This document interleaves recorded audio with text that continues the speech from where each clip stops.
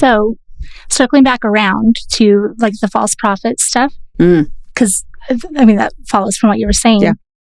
What do you do with claims that say like we worship a different Jesus, or the angel introduced a different gospel or whatever? Because that's what they all follow up with. The angel did introduce a different gospel to a guy named Saul.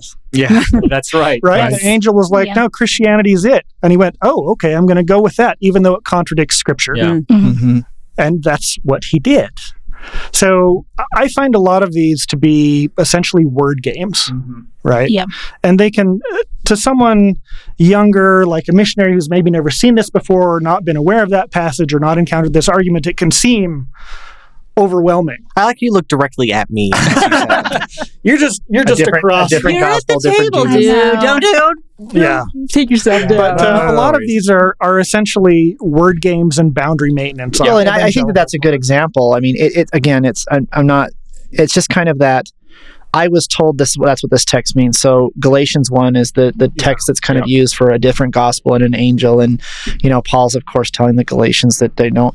And, and many people believe Galatians was probably one of the earliest texts the New Testament was written. And, Paul's one of the earliest preachers that we have recorded. And so you've got this idea of Paul preaching to these people a gospel, but it doesn't really identify what exactly it is. What's the comprehensive theology that he taught to the Galatians that would constitute the gospel versus a different gospel? Right. What additional teachings could Paul have taught the Galatians in subsequent, not only visitations, but letters that we may or may not have access to ever? And so what exactly was and so that's my question is what's the comprehensive formulation of, quote, the gospel that Paul is referring to in that letter? Latter-day Saints shoot themselves in the foot here a tiny bit because most evangelicals are better trained in the scriptures that they use. They know them better. They learn them younger. They have less to work with. So there is that, but they do know them better. And the New Testament. In a the canon within a canon. They only have to know the red word. Yes.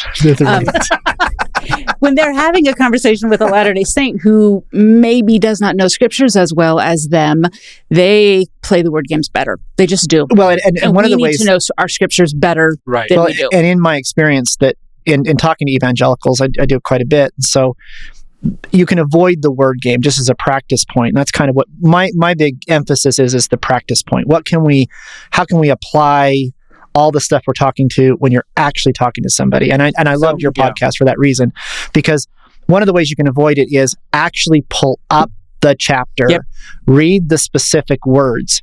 The King James Bible is what we normally use in the church. I would use something else like the NRSV, which is kind of the academic standard. And when you read the words, you can see it doesn't.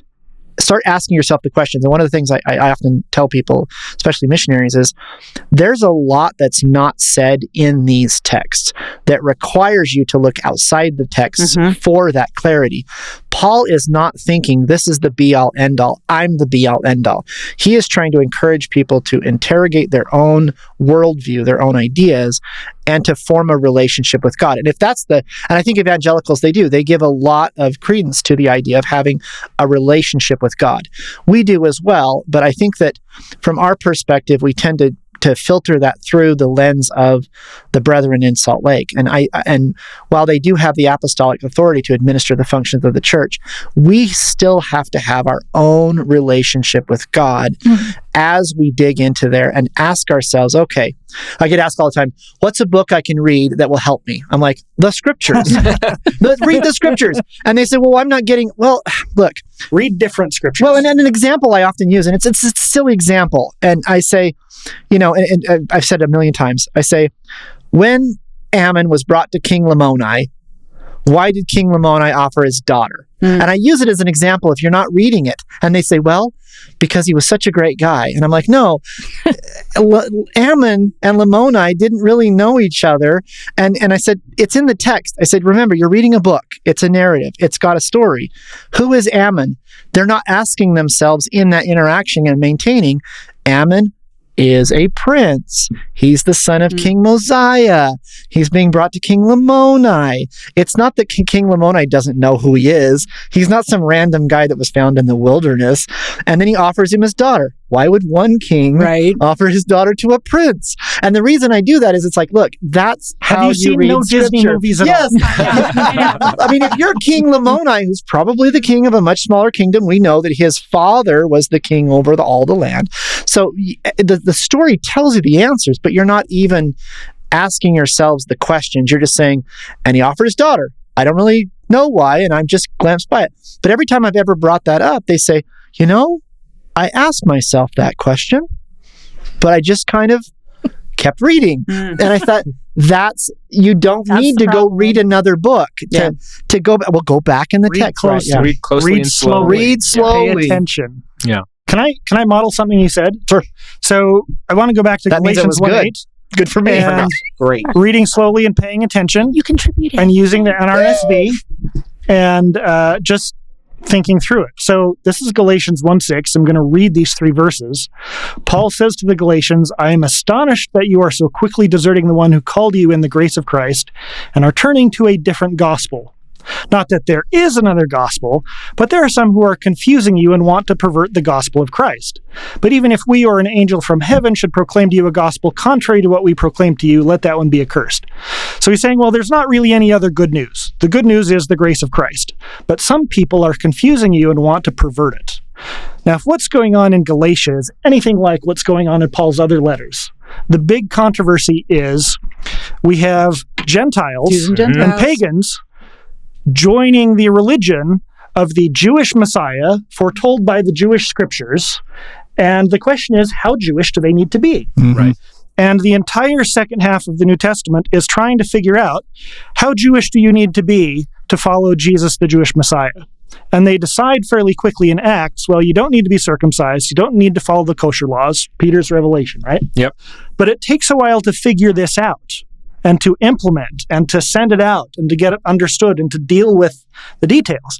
So when he says there are some who are confusing you and want to pervert the gospel of Christ, I assume these are what would be called Judaizers who are saying, no, you have to be circumcised, you can't eat pork because Jesus is the Jewish Messiah. How are you going to follow the Jewish Messiah and not do the Jewish stuff? And he mentions the grace of Christ. And again, the big issue was not, as Protestants would have it, the Old Testament law versus New Testament grace, but is grace mediated through Torah and the requirements of Torah, or is grace mediated through Christ and the requirements of Christ? Romans 1:5 talks about the obedience of faith. Grace is widely misunderstood by Protestants because of, again, Luther and Calvin and Catholic stuff. But, if you read through these a bunch, they start kind of gelling. And if you read some outside things, they start making sense.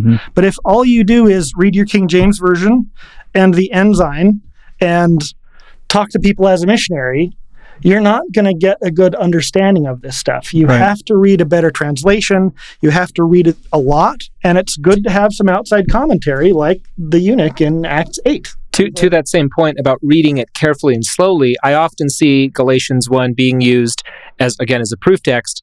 When Paul says, if an angel were to come and proclaim another gospel, well, that must mean that angels won't come and proclaim a gospel. So it's also is used commonly to... Or any angel is an angel of light. Or that if any angel comes at all, it must be a fake angel, a false angel, right? So it's an angel of light. If it's the bad ones.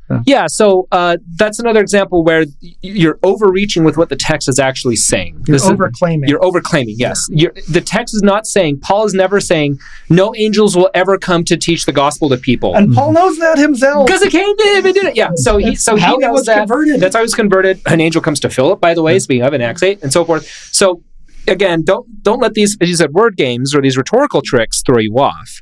Read it carefully and see what is Paul actually saying, just like what Ben is saying. And don't let people force their own proof texting readings of these things into it to use it as a cudgel against you. There's for people who want to dig into this a little bit, there's an old book from, I think, 88 or 90 by Daniel Peterson and Stephen Ricks. Offenders for a Word. Which is now freely available as a PDF. Great book. And they go through a lot of this stuff and introduce a lot of Christian history and argument and interpretation. It's very accessible, too. Yeah.